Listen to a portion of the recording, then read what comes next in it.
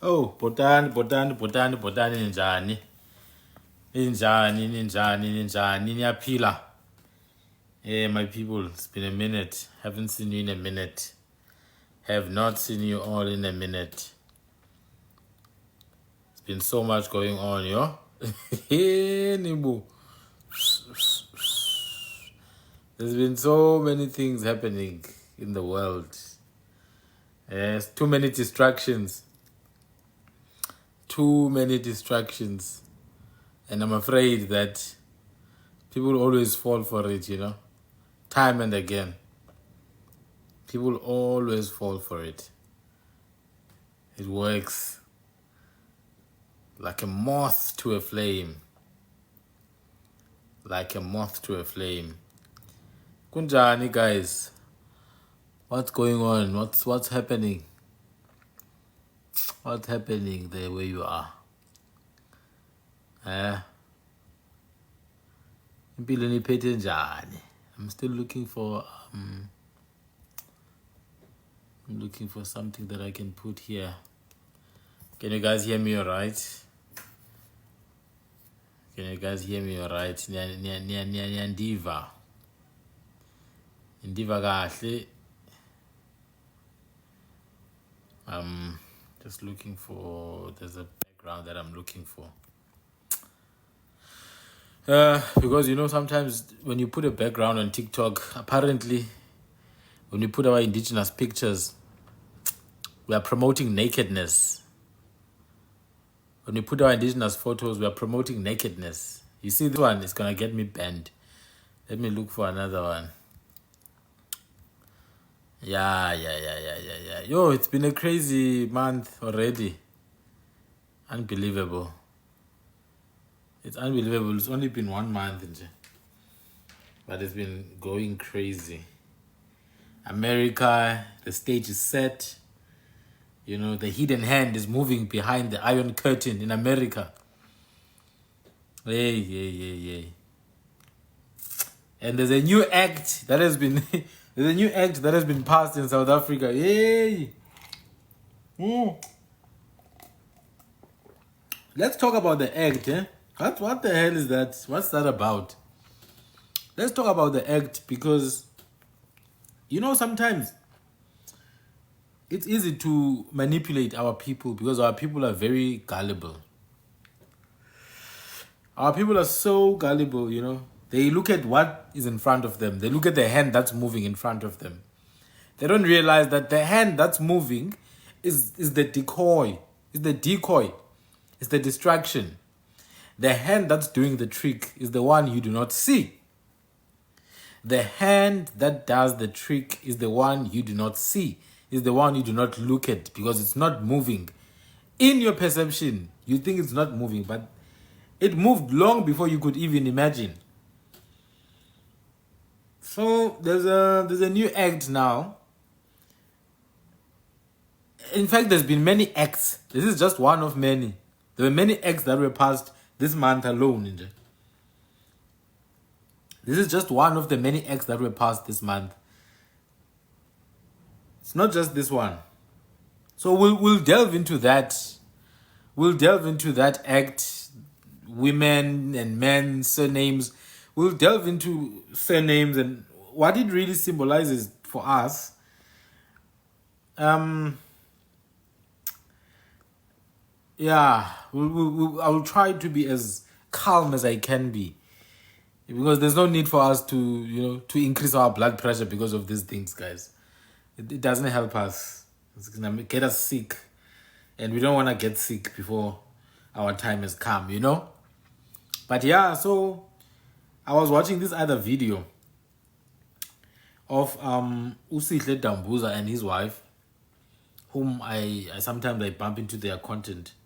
And I don't know if it was jokingly, but the lady asked Sihle if he doesn't want to take the surname, Van der Merwe, and Sihle was like, no, I can't take a surname, because everything I've done up to now for my surname would have been waste, It would have been waste. That's literally what he said. It would have been a waste. I would have done all the things I've done, all the sacrifices I've made, because it's done in connection to surname, and surname in connection to bloodline. And I've said this before, I'm going to say it again. The very idea of changing women's surnames, let alone men's surnames, changing women's surnames is absurd in our culture. It doesn't make any sense. It's actually colonial. Because a surname cannot be changed. Doesn't matter whether you're a woman or a man. You can't change a surname. If you understand, for us, in our cultures, surname is the name of your father. That's it. You are so and so of your father. Usandile Ngokakunku. That's my last name. That's my father. So it never made sense for me to change surnames in the first place for women. To such you know how hybridized we've become. We've become so hybridized that we want to maintain this we want to maintain this colonial system, ne? And then also try and claim that we are, we are traditional or we love our culture. We have to strip off the nonsense. We have to strip off the nonsense of this colonial system altogether. It has to be stripped off. Like in fullness, this system of the Republic of South Africa has to be taken off from us. It's a parasitic system. It's a system that exists to take away from us. It does not add onto us. It takes away every damn time. Until our people understand that, we'll always be having these conversations. We'll always be having these conversations. Next month, they're going to sign another, document. The month after, they're going to sign another document. All these are designed to take away from you. The system is a system that is consuming. It's not a system that is giving. It consumes. It takes from you. And therefore, you can't be shocked when it does what it's designed to do. To take. It takes. Don't be shocked if in 2 years' time, you see a content creator here on TikTok crying that their husband took their last name, divorced them, continued to use that last name, married another woman, gave her that last name, their children use that last name. You can't act surprised when you see that. That Adeyeke Adebajo Mazibuko ends up divorcing Nostelo Mazibuko, but keeps the surname Mazibuko, marries Ada Obiekwe and gives her the surname Mazibuko. Therefore, Adegeye and Ada are both Mazibukos, and their children become Mazibukos as well. That's what's going to happen. That is exactly how it's going to go. That's exactly how it is going to go. So I've been saying it in all of my lives, all of the lives that I've hosted, more than 20 or whatever amount, 30 lives, 50, I don't know. You have to completely detach from the system. You have to build a parallel system, a kind of secret society type of vibe. Because this one is a stage, it's not a real thing. It's not a real thing. But before we start, I would be amiss if I don't start with some nice music, before we get into this nonsensical stuff that the government is doing. We need to start with some good music, and then we can discuss all the stupidity of the government of South Africa, which is the government that works with everything that is against us. They work with that. They are against us themselves, so it's not shocking. I like this kind of music. It's good. It's good. Not too many instrumentals, just nice vibes. Yeah, it's a kind of umala. But this one is called Ufasonti. So we've got songs of prayer. We call them one kind of song is called umala. The other kind is called undlambe. Both these names are names of kings, by the way. uMala noNdlambe zinkosi zakwaNgqika ezo. So these are songs of ukungxengxeza, songs of prayer. I like them because they're old-fashioned and they speak to the spirit.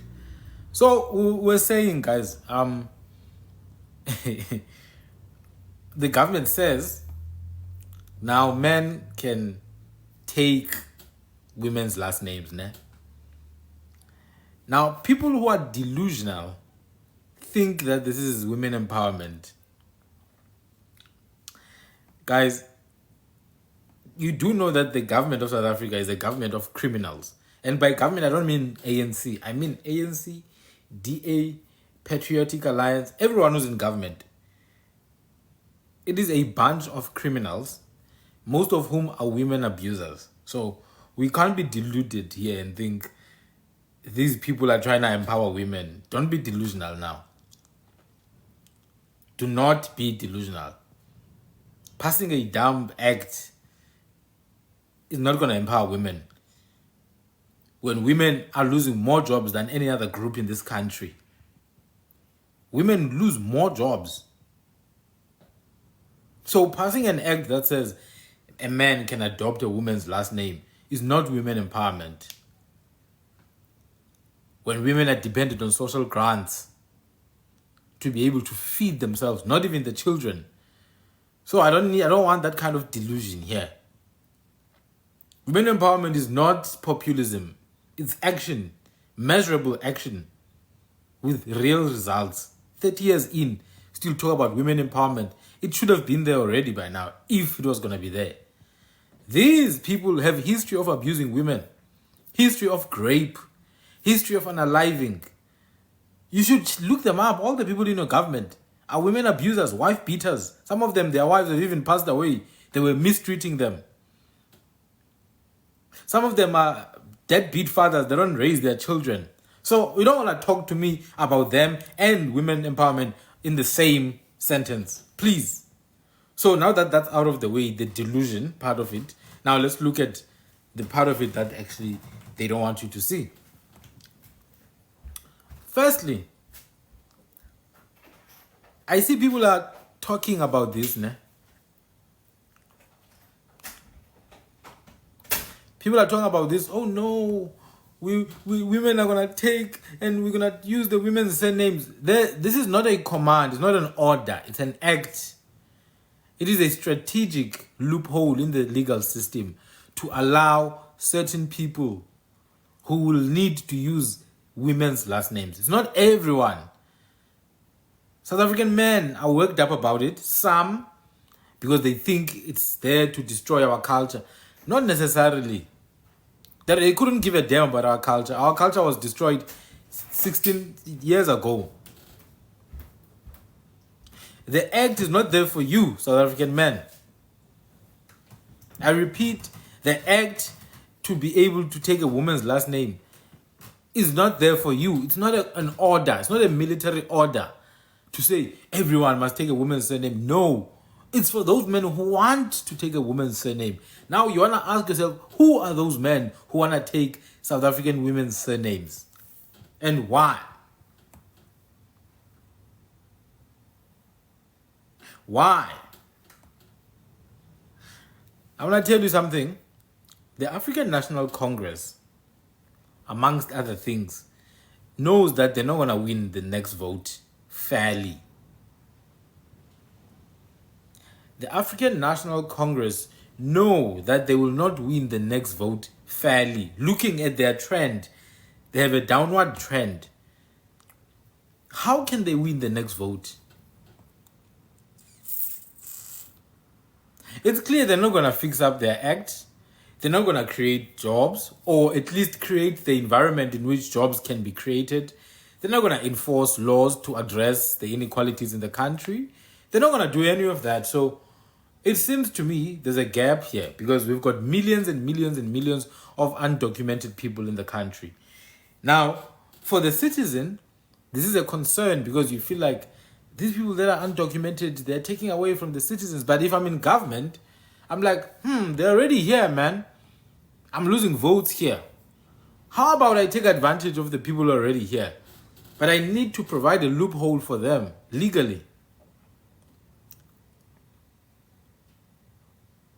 Not only to get votes, but to put certain people in office.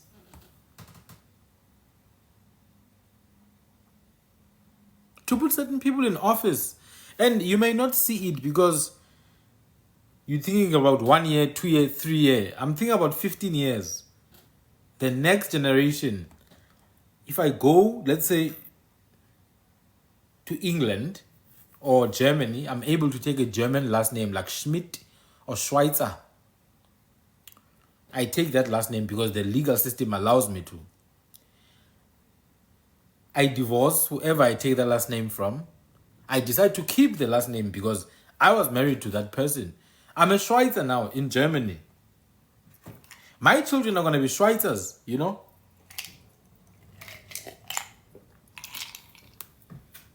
Their children are going to be Schweitzers. And their children are going to be Schweitzers. It's even better if I go to a country with people who look similar to how I look. If I go to Botswana, say they have a similar law where the Botswana government allows the men to take the women's last names. I'm a foreign man. I go to Botswana. I take the last name of the women there. I divorce. I bring my actual woman.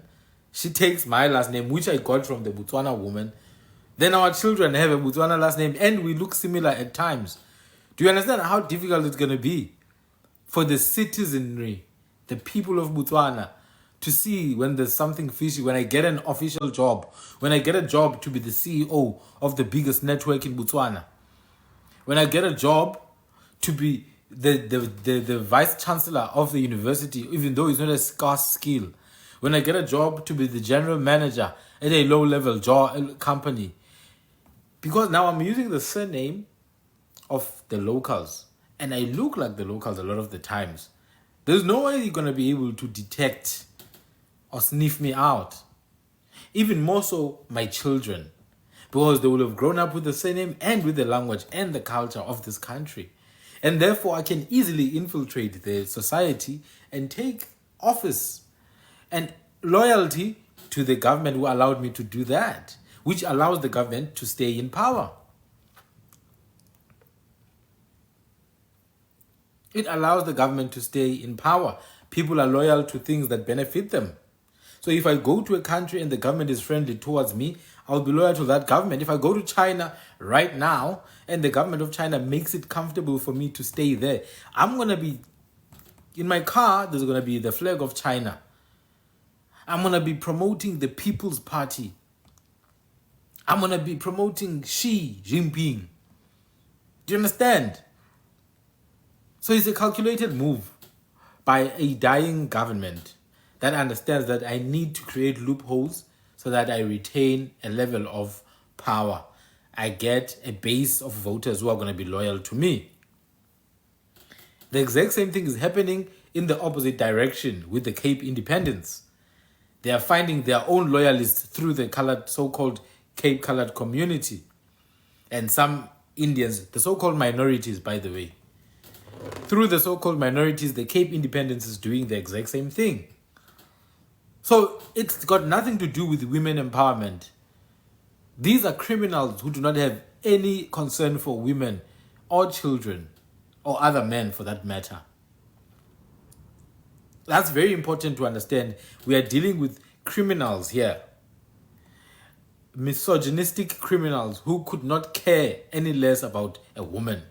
So creating some dumb law that allows people who do not have the ability to use local surnames. The dumb law allows those people to use the surnames by marrying our hungry citizens because they are hungry. They are jobless, man. I hear people say, oh no, South African women, you're busy marrying outsiders. They are hungry. No, they are. A lot of people have degrees. Some people have 2 degrees and they are packing eggs at ShopRite and Pick and Pay. People have degrees and they are working in construction. Now, there's a huge number that don't even want to work because of the hunger of the mind. But there are those who are hungry in the stomach. And then there are those who are simple, which is majority of our people. Our people are just simple. Here, very simple. You see with many things that happen, like currently, there's a lot of people who are crying for Charlie Kirk online. South Africans, black South Africans are crying for Charlie Kirk. You know one thing I like about racists, né? They're very honest with you. When they call you a monkey, they call you a monkey. And one thing that irks me about South Africans, or irks me about South Africans, is that someone calls you a monkey and you go on and prove them that you are indeed a monkey with no capacity to understand how things operate.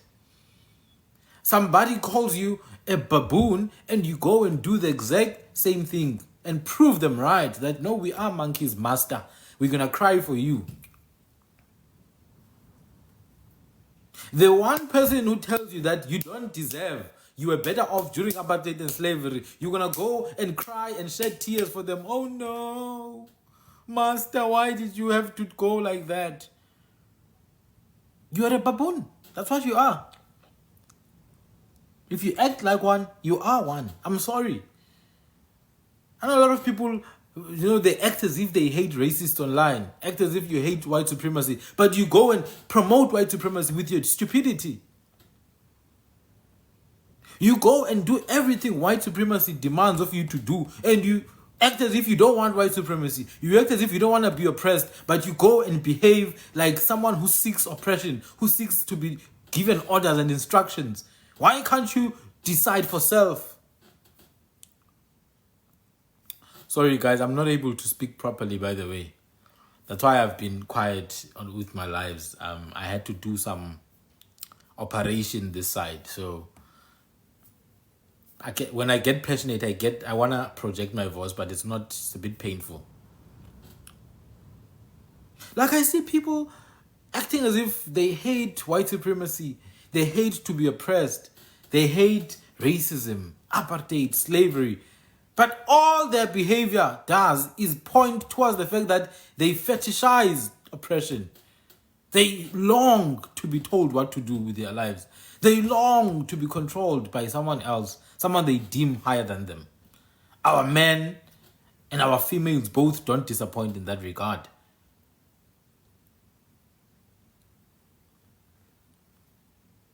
Stop looking for some bloody savior, man. You need to stop looking for a bloody savior. You have everything. You have your mental capacity. You've got hands, you've got the mouth, you've got eyes, you've got ears. You can discern, you can perceive things. You should be able to stand up on your 2 feet and decide what goes and what doesn't go. Oh no, Charlie Kirk, man of God. Oh no, Charlie Kirk. Verwoerd would have been a man of God, most according to you. Leopold, the king of Belgium, who cut off people's hands in the Congo, is a man of God, according to you. The Germans who committed genocide in Namibia amongst the Herero and the Nama, those people are men of God. In South Africa, genocide was committed for the past 400 years. It's still being committed to this day against the indigenous people, against us, the indigenous people. Busy telling me, man of God, man of God. You are a fool. That's what you are. You are a slave here. Telling me that the ANC is the party of our ancestors. Oh, the ANC. Oh, the IFP. Oh, EFF. Oh no, DA, guys. Screw all of them. The only thing you should be concerned on, what benefits you? What benefits bloody you? What's in it for you? You need to think like a business person. Can't think like a child who's in grade 1. Oh no, the blue color. Oh no, red. Why are you thinking like monkeys? Following around colors and cliques and groups. You know how dumb our people sound sometimes? Do you know how stupid they sound? No, guys,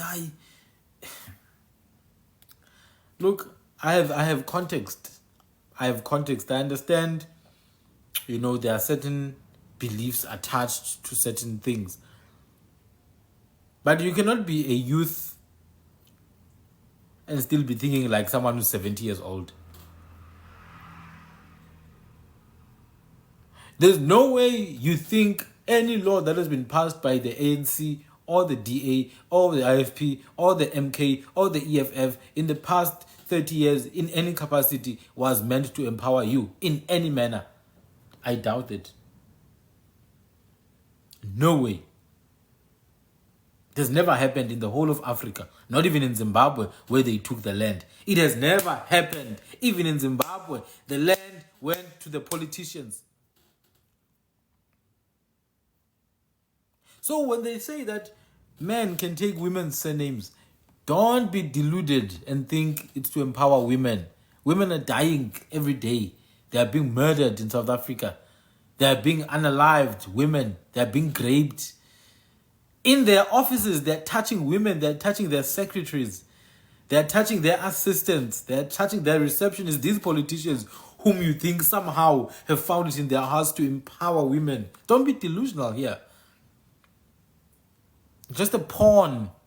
The big boys game. This is the big boys game. It's nothing to do with empowering women or empowering black people in any capacity. In fact, they don't want to see you gone. They want you to be around. Because it is through you that they stay in power. It is through you that they stay influential. Do you understand? People think control or white supremacy or any of these systems, which are the same thing really, it's just control. People think those things seek to destroy you. They don't seek to destroy you. They seek to get you to a position where you understand that your duty to them is service. They don't want to destroy you. They want to destroy your essence. Not your person, not your body. They want your body. They want you for entertainment. They want you for their satisfaction. They want you as a fetish. They want you as an object. They want you to be around. They want you to serve them. They want you to worship them, to sing and dance for them as entertainment, like a good zoo animal. Like a good bloody zoo animal. So don't think they want to destroy you. They just want to erase your essence, your divine need and pursuit for freedom and self-definition. That, once they take that away, you become the perfect object for them. Most of our parents, most of the elders of South Africa, most of South Africa's population are exactly in that place. A state of complete oblivion and delusion. A state of absolute oblivion. They have no clue what's happening. They don't know whether things are coming or going. They are living in a state of complete delusion and derision. So they don't want to destroy you. They want you to be around because you provide entertainment. You're a fetish. They can traffic you across the world without you rising up and fighting back. They can use you every 4 years to vote.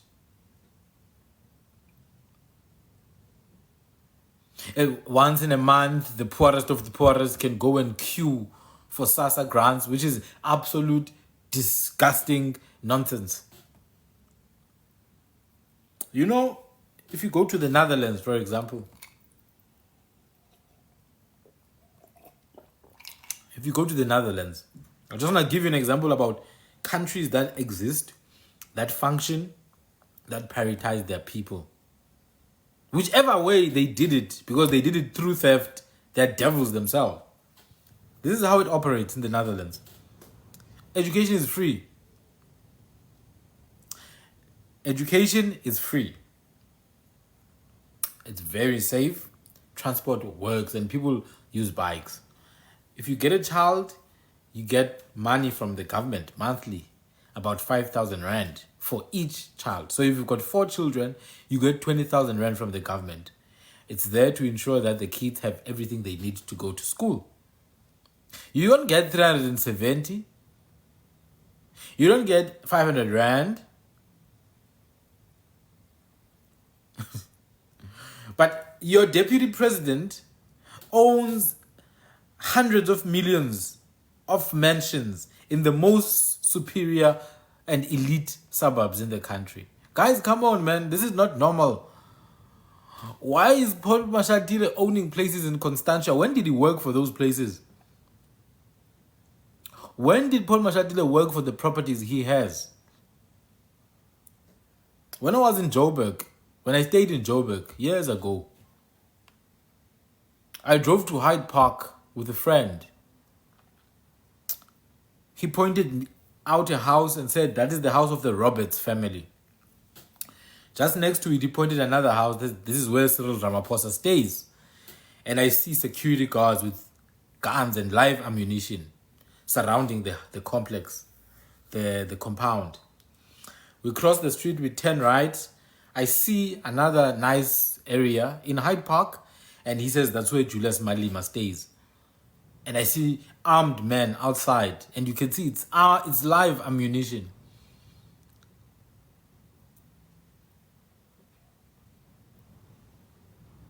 You know what that did to me? Ivuse umnyele. There was a sense of rebellion that was awoken inside of me. Years ago, I was still a student in Joburg. It's somewhere in Senton, Hyde Park, whatever, Sandhurst, whatever the suburb is. I couldn't give a damn, honestly. They know. You can go and find it online.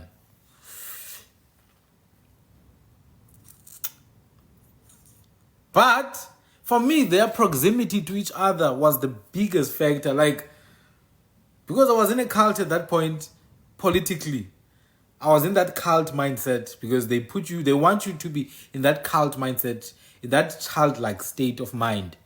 When they say be like a child, they mean it. They want you to be like a child, to be like a baby, to not think, to be suggestible and susceptible to their prompts. Yabon. To be suggestible and susceptible. How can a president have 2 terms and deliver nothing? Guys, Anglo Gold, Anglo American, De Beers, they are finishing the minerals of the country, and the average citizen will never even get to enjoy that. To this day, the average white family earns minimum 5 times more than the average black family. Minimum. That is average. The average white family is 5 times wealthier than the average black family. And I'm talking about middle class people. So if you're a middle class family, one of the people in the family earns 40K a month. The other one earns 30K a month, gross 70. After tax, that's probably 50, whatever, I don't know. And then after paying all the debts, you're left with 5,000 rand.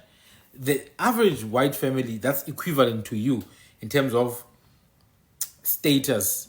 They earn 5 times that amount. So if you have 70K a month, they have 70K times 5. That's the average.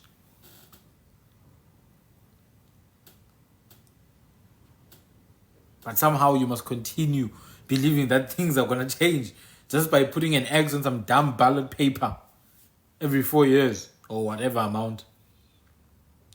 Do you guys realize that for things to change, you don't need 30 years. You don't need 10 years. You just need the decision to make it change. That's it.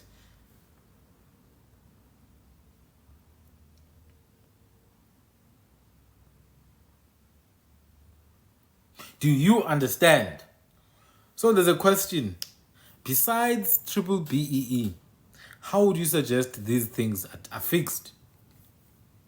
So BBBEE is broad-based black economic empowerment, which has been in effect now for decades. And yet 60% of black people live in poverty, which means they struggle to get food to eat at night. Now, 60% of 50 million people. That's not a small number. I repeat, 60% of 50 million people. 50% of those people is 25. 60% is about 30 million. 30 million black people every bloody day struggle to eat food. And food has gotten more expensive now, and it's going to become even more expensive. Food is going to be even more expensive. The 30 million people who struggle to eat are going to be even more, especially with the youth now. The youth unemployment is about 50%. excuse me, the youth unemployment, which means young people who don't work, more than half, actually, more than half of young people are not employed, which means they don't have a stable source of income. 30 million black people don't have food to eat every night. They don't have money to buy clothes. They don't have money to buy blankets. They cannot afford medical aid. They cannot afford private health care. They cannot afford to own a car. They cannot afford to buy houses. They cannot afford to pay rent. They depend on 370 per month. And even then, it's those who actually have the ability to apply for it, because there's a huge number that don't even have cell phones. They don't even have the ability to apply for these things. They spend years trying to get an application through to SASA. So even the systems are debilitated and absolutely against the people that somehow they're meant to serve. If for me that is the gloomy state of things, if that is the status quo in 2025, after decades of BBBEE, I think there's a better way. BBBEE is perfect on paper. And BBBEE is perfect when it benefits you. It feels good. It feels nice because you've benefited from it. But what about the 30 million people who don't benefit from it? The 60% of black people who are poor. 40% of colored people who are poor.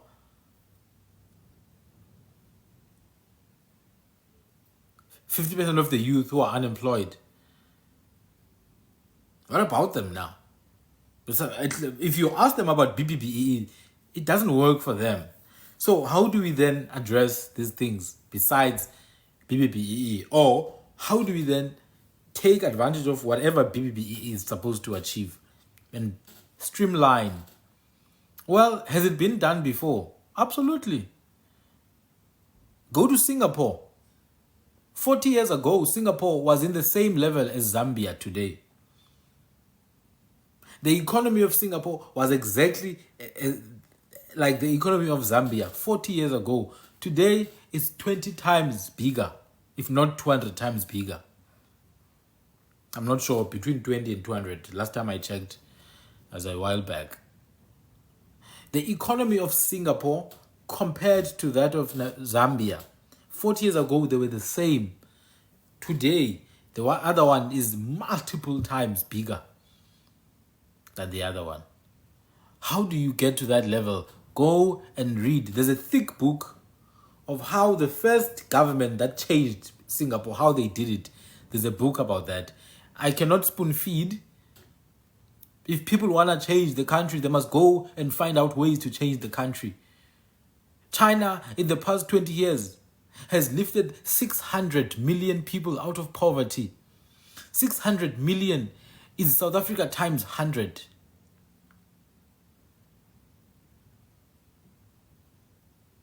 No, times 10. 10 South Africas. South Africa is 60 million. 60 million. Or even less, I don't know. In China, 600 million people were lifted out of poverty in 20 years.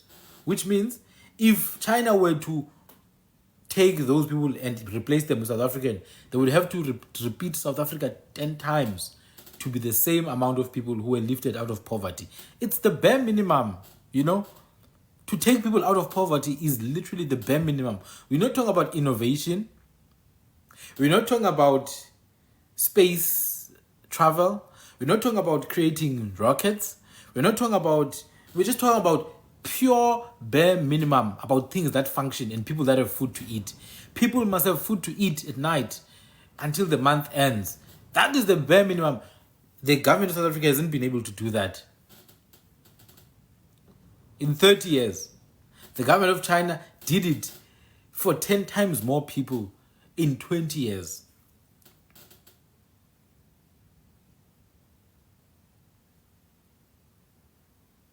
China is literally the superpower in the world right now. Literally.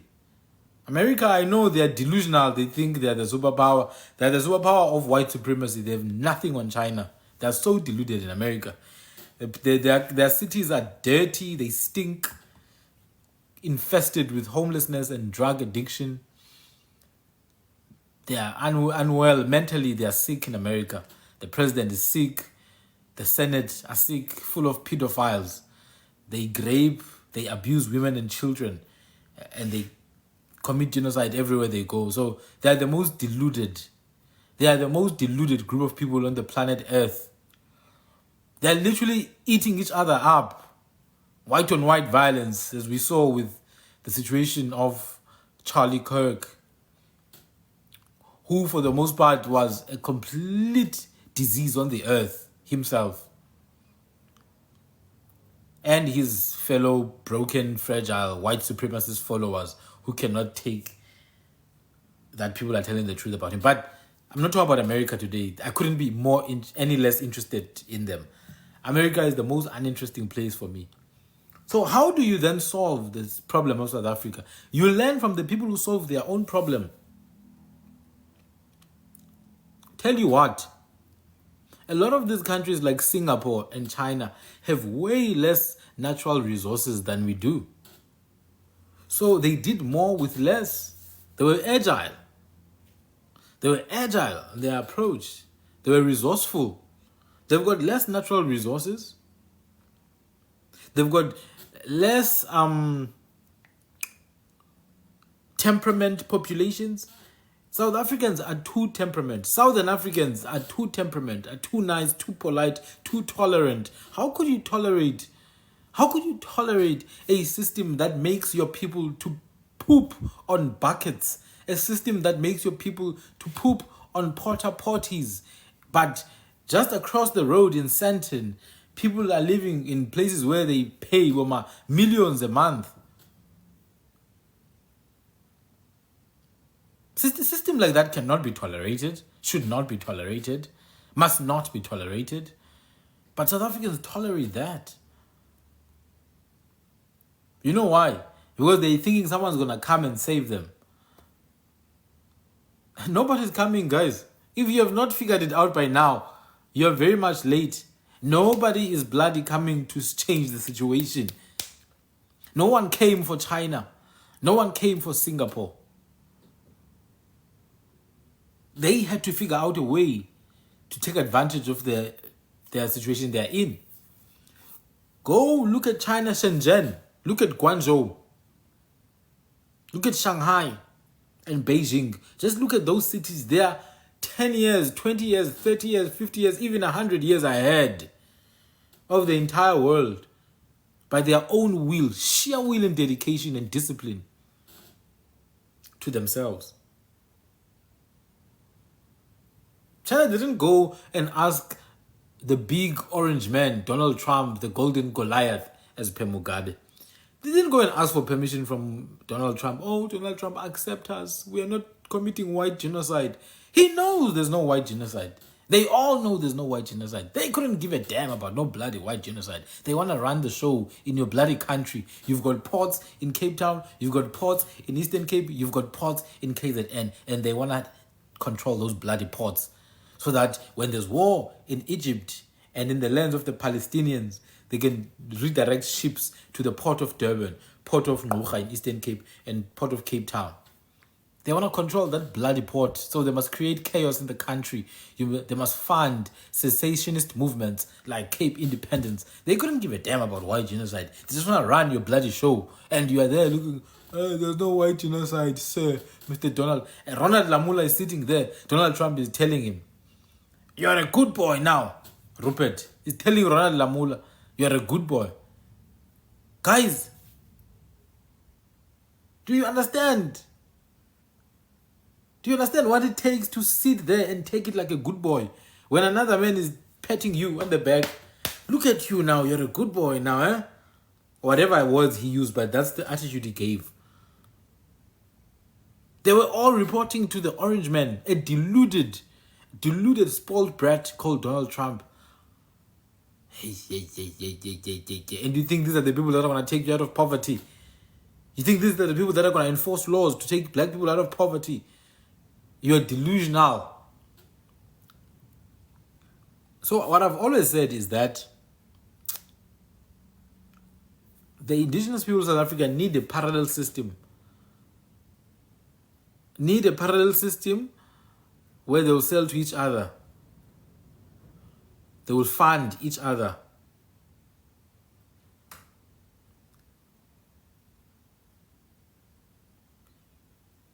Indeed, Yamatat. Indeed. We've got everything, but we don't use it.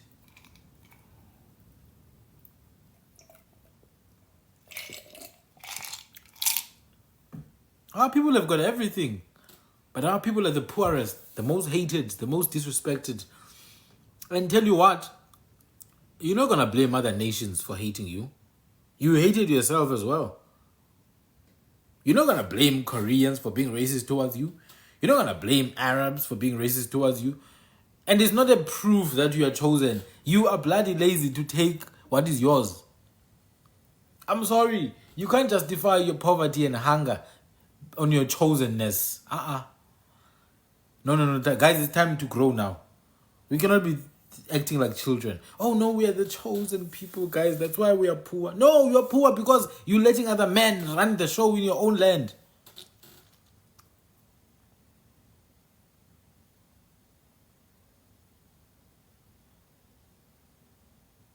It's not because you are chosen.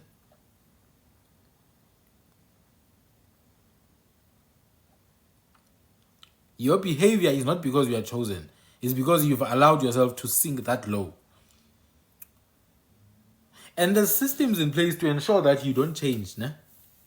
There's systems in place to ensure that you don't change. To ensure that you maintain that dumb, stupid behavior. The systems that are in place are there. I'm not saying that you just woke up one day and decided to be dumb. As a black person in South Africa, in Zimbabwe, in Angola, in Malawi, in Mozambique. All these countries, people are dumb. Mozambicans, stupid as hell. South Africans, dumb as hell. Waiting for someone to tell you, oh no guys, we're going to help you, we're going to invest in your country. Come on, man, they don't want to invest, they want to run the show. That's why they sponsor Cape Independence. They want to control the ports of Cape Town. They want to control the ports of Port Elizabeth. They want to control the ports of KZN. They want to control your bloody land. And if you don't bloody wake up, you're going to lose it again. And they will come full force this time around. They will shatter you to 1,000 pieces. So please don't come here with that nonsense of, oh no, the ANC is going to save us. It's not going to save you. They literally took over from the kings who fought for this bloody land. They took from the kings, they took from the princes of this land who they don't even honor. They don't even honor the heritage of the original fighters of this country. Guys, I don't understand people who think the ANC is different. These people work for the Oppenheimers.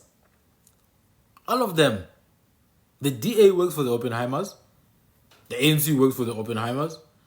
In Botswana, the ruling party, Oppenheimers. In Angola. In Uganda, Bobby Wine works for the Oppenheimers. All of them, they bloody report to the same group. So I don't understand this obsession with politicians who are somehow going to save you. They're not going to save you. They're there to create conditions that will make it easy for big businesses to thrive. And big businesses thrive and you diminish. You shrink.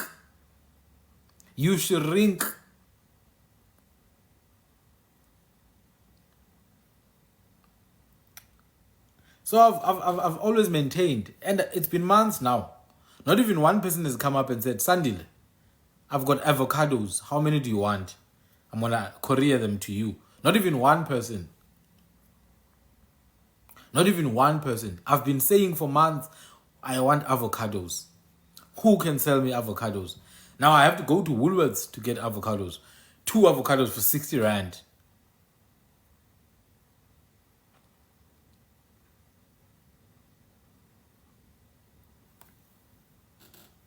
Are you going to blame white supremacy as if it's an external thing? White supremacy is inside of you already.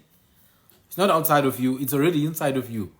That's why you think it's better for you to listen to Rob Hersov time and again, although he's insulting your intelligence right in your face.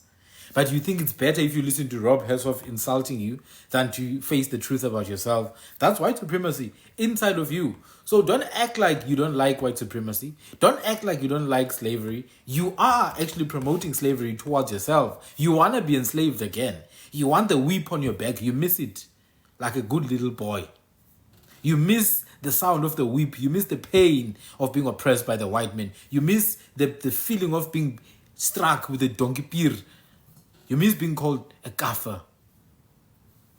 Because if you didn't, you would be building systems to shield your children against this toxic system that takes from you.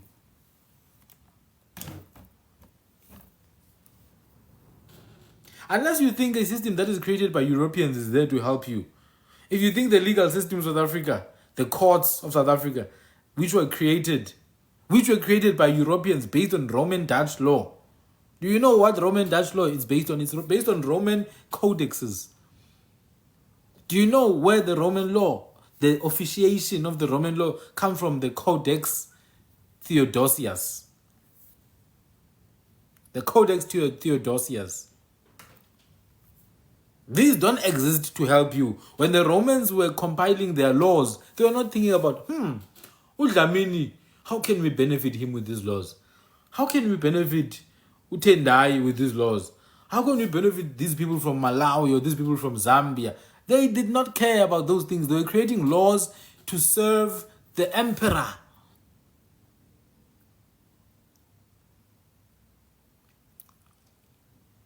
So if you think a court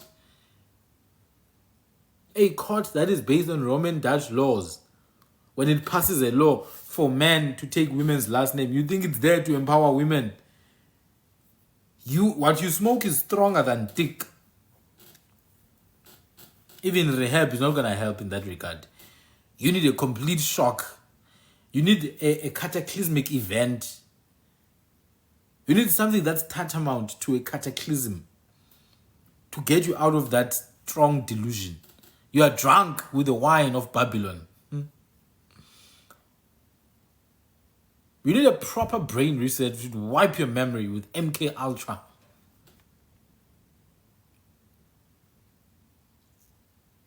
So I still say, if you think BBBEE is going to help the 30 million native South Africans who are black, the 40% of colored South Africans who are hungry every night, 30 million black people are hungry every night. They don't have food. They cannot afford it, man. And you're telling me about BEE. We must not think that things that are on TikTok are true, guys. Look at statistics, real statistics. Or even better, go and see for yourself. Go to Johannesburg, to Lihaye. The informal settlement called Lihaye. Go to Zamimpilo in Johannesburg. You will see the condition there for yourself. I've been there with my own feet, 2 feet. I've been to Lihaye, I've been to Zamimpilo. Go to Khayelitsha, side B. Go to side C. Go to Makaza, go to Ndlovini, go to Nkanini. People poop on buckets. They poop in the open in 2025 in their bloody country. They live like exiles in their own country. In Philippi, Samora Machel, every winter, people know they will go to work where they will pay 2,000, they'll get paid 2,500 at the end of the month. 2,300 goes to the taxi. They're left with 200 rand. They have to survive with that. So, in order to survive, they have to sell other things, join Mgalelo or Stockfields, whatever. When they're at work, they have to come back at 5 p.m. and their bed will be floating because the places where they built in Cape Town townships, the places where they built, it's not places that are suitable for humans to live. But you go to Pinelands, there's golf estates. There's golf estates that stretch square miles, square meters. No, we can't, guys. We're still trying to figure out affordable housing. And then they build affordable housing, which is like 1 bedroom. outside the city. These people who work there in the city, they are the cleaners there, they are the dog walkers, they are the security guards in those rich neighborhoods. They have to travel from outside of Stellenbosch to the CBD. One taxi, they probably have to take 3 a day, 2 and 3 from, which is 6 taxis a day. They spend 2.5 hours in the morning going to work, 2.5 hours coming back, 5 hours on the road, 8 hours in the workplace, 13 hours in total. They leave home, it's dark, they come back home, it's dark. Where's the BEE in that? No, like, I'm seriously interested. Where is the bloody black economic empowerment in that? Where is it, guys?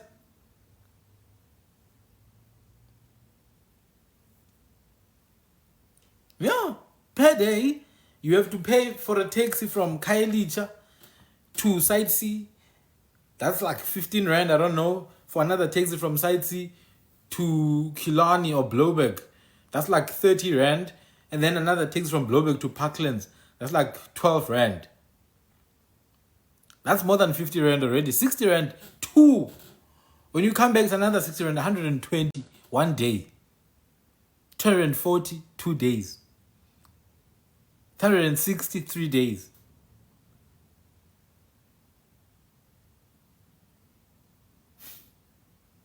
How much in a month? How much in a month? 600 Rand a week. 600 Rand a week on taxis only.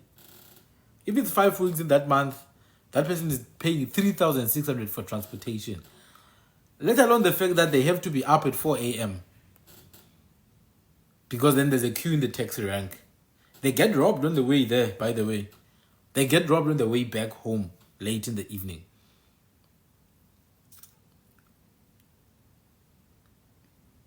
If that's your idea of black economic empowerment, I'm glad that I'm not part of it.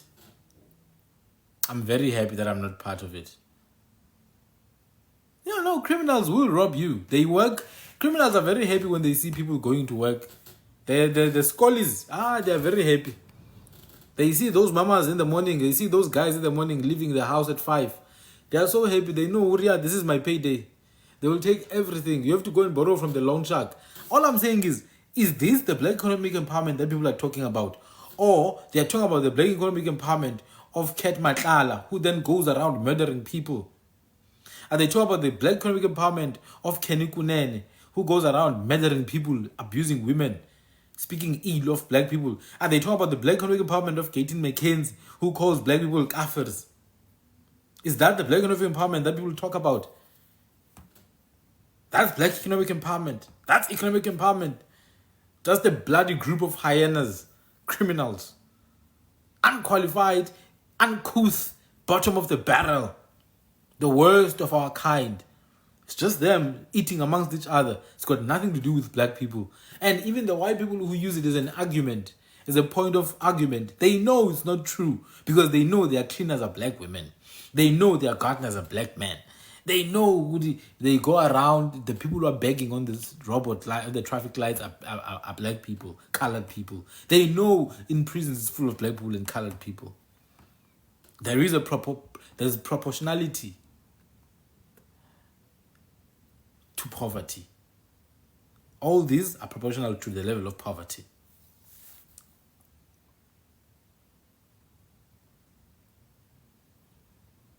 Exactly.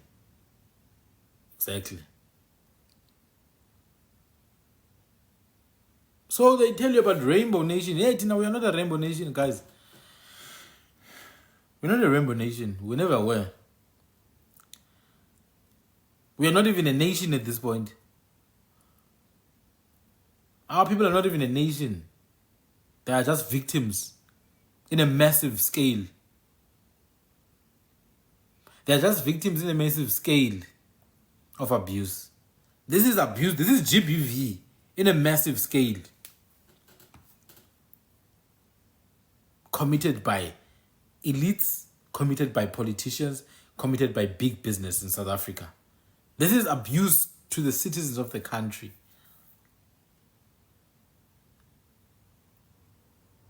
It's not a country. It's not a nation. It's not a nation. There's no nation like this. And when I say South Africa, I'm including the other African countries in Southern Africa because it's the same. In Namibia, it's the same. The Germans, they are holding them like this. They are holding them like this in Namibia.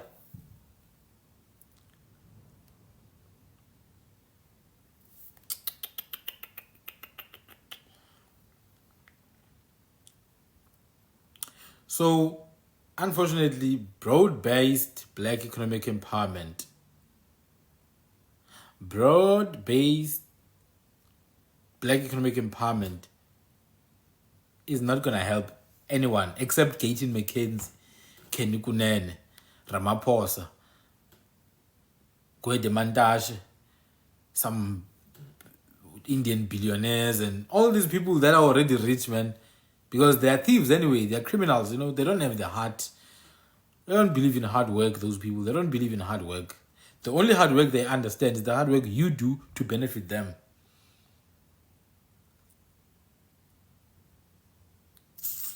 Union buildings will never. It's an infested. Union buildings are infested. It's infested with dark energy, with evil, with dark forces. The union buildings are infested with dark forces. You see shells. When you see the men who occupy that place, they are just shells. There's something sinister behind them. Something very sinister. They know it as well. I know it, and they know it. There's a sinister force behind them. I remember years ago, I had an experience. I found myself in the union buildings. I saw it looked abandoned. I saw windows open. I saw hose pipes burst. I saw curtains just, it was dirty. It was so abandoned. And I see female entities that were not walking but hovering with very high speed. One came to me up and down the stairs, up and down. Well, I've been to the union buildings a couple of times. And then one finally came down to me, said, nobody is safe from our insolence. But the sound of this thing is like 10 men.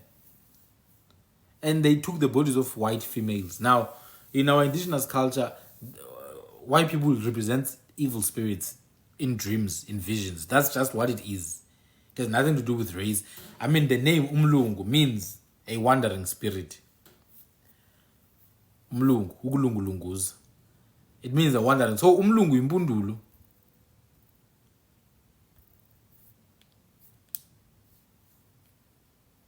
Exactly. So it's a crime scene. South Africa is a crime scene. Zimbabwe is a crime scene. Congo is a crime scene. Namibia is a crime scene. Mozambique is a crime scene. It's a crime scene. This country is a crime scene, guys. The number of licenses they give to taverns to be in townships, the number of campaigns, advertisement campaigns that are run, campaigns of alcohol in townships, sometimes even in school premises, sometimes next to schools, directly next to schools, they'll advertise alcohol. But go to Milnerton, go to Scarborough, go to Sandhurst, go to Branston, go to Umhlanga, go to Centurion. See if they advertise alcohol in these affluent areas. Not a bit. See if billboards in these areas are used to advertise KFC and Heineken, or they are used to advertise things that actually add value.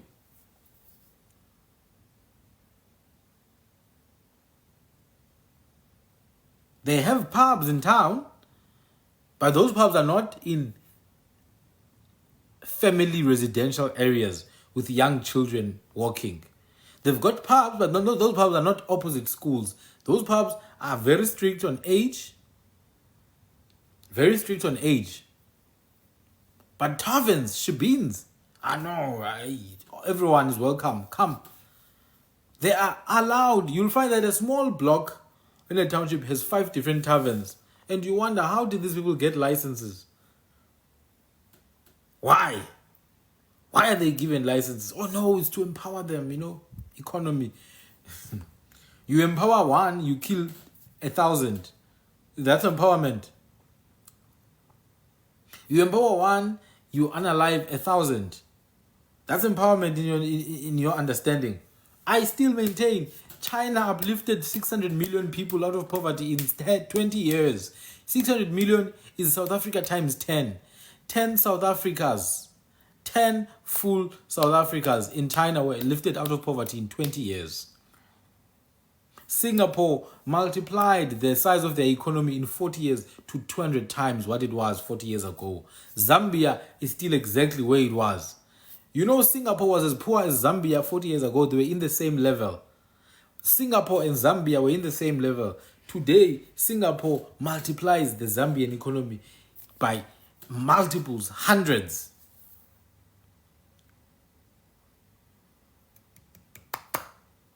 What's the problem? Well, we do know what the problem is. There's powers that control the resources. There's powers that control the politics. But the powers, their biggest asset is your mind. It's not the politics. It's not the natural resources. It's your mind, the native of the land. The people who run Congo, the big companies, your Apples and your Chinese businesses, the companies that make electric cars, the companies that make your iPhones, those companies are the ones that run Congo. But they don't run Congo because they control the resources. They run Congo because the people are compromised mentally. People are compromised mentally in South Africa. I've been saying it this week. A lot of things were happening. And I've been saying that South Africans are mentally unstable. Zimbabweans are mentally unstable. Mozambicans are mentally unstable. Angolans are mentally unstable. Congolese are mentally unstable. And I'm talking about the people in politics. I'm talking about the people who worship the people in politics. I'm talking about the people who will make excuses. Listening to me right now, they will get offended and run and make excuses. Oh no, you don't know my story. I don't give a damn about your story. You know not my story. I have my own story as well. Why should I empathize with your story when you're not going to listen to my story? Here's my story. You only have yourself to save.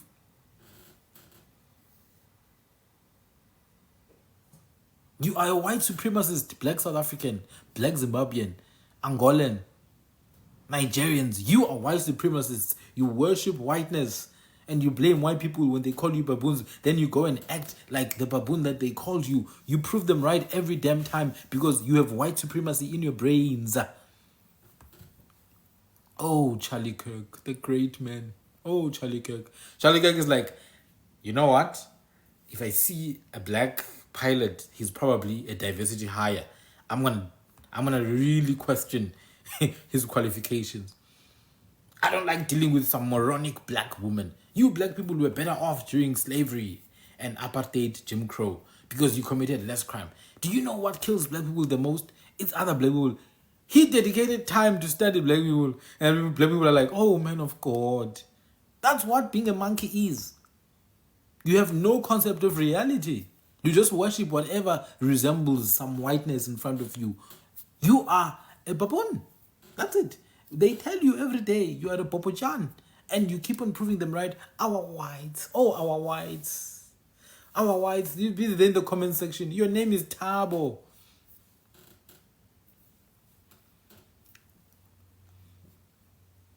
Tabo will come, do amapiano dances, get a deal to perform at the rugby stadium every time the Springboks are playing. Although when Natsepo, you've been dancing for the past 8 years, your videos are the trendsetters. You haven't gotten not even one deal. You haven't gotten not even one deal, and you'll never get it because you are not brand friendly. You're busy making dances. They take your dances, they get brand deals after that.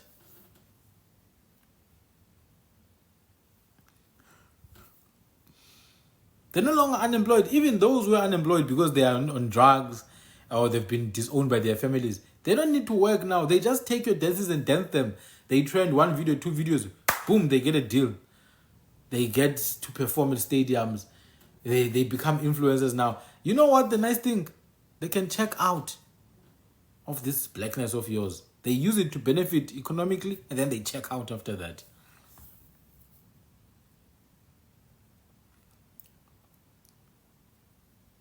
Oh, give him a land, give him a piece of land. You can keep the land. It's not up to you. He already has it. He already has it and you're not getting no land anytime soon. Acting as if you have some ability to take land from anyone. You're not going to get the land. Shut up. Iban, you can keep the land. You are there in your shack at that time.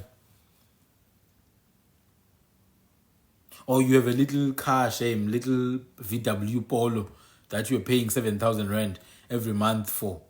Every month you're paying 7,000 rand. You put petrol for 100 rand, sometimes for 50 rand.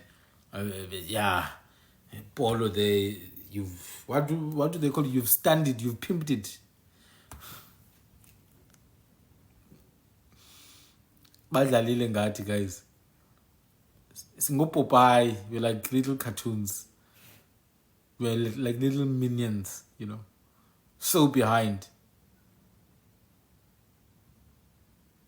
Because we refuse to see the truth. It's not like we don't have the ability to see it. We do have the ability to see it. But to be able to see it, you need to be comfortable with the discomfort that comes with the truth. The truth is not comfortable. The truth is harsh. The truth will make you lose sleep at night. The truth will make you lose sleep at night. And most of our people are not able, they're not willing to do that.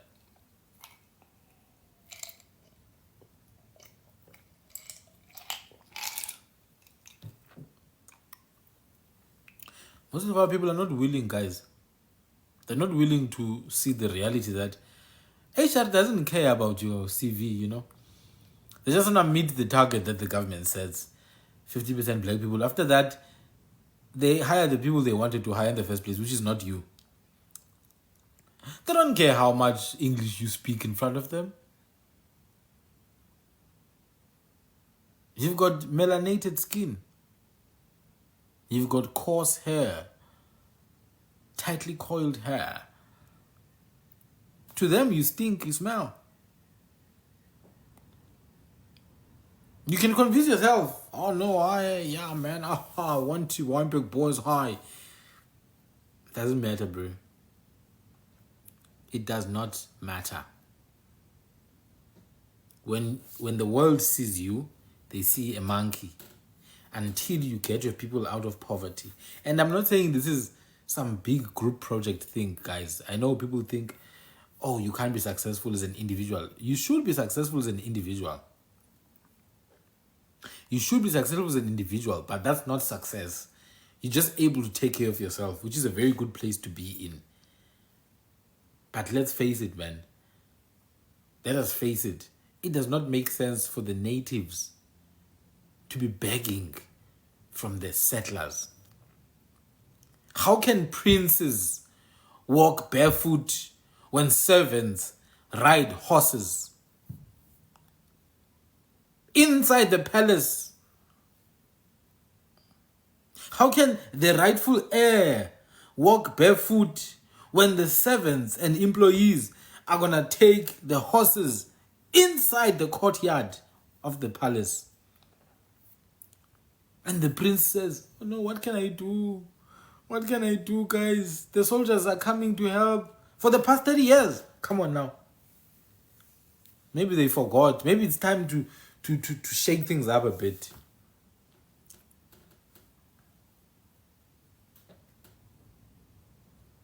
So I've been saying that I want someone who's going to sell me avocado. I want to stop buying avocado from Woolworths. Actually, indeed, for the past 400 years. For the past 400 years. My bad. For the past bloody 400 years, you've been waiting for someone who's going to come. Those people. Ubiko. uhani usobukwe physically or mentally. Umadikizela reputation. uMandela umoya, bambulala umoya.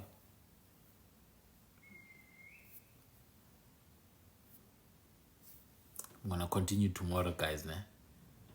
Must continue tomorrow, please. It's after 12 now. Need to do some other things. It's time of Abatagati and Izikebenga, you know. So I want to continue tomorrow. I'm going to try to do a couple of lives tomorrow, maybe 2 or 3. So yeah, please tune in. I'm out.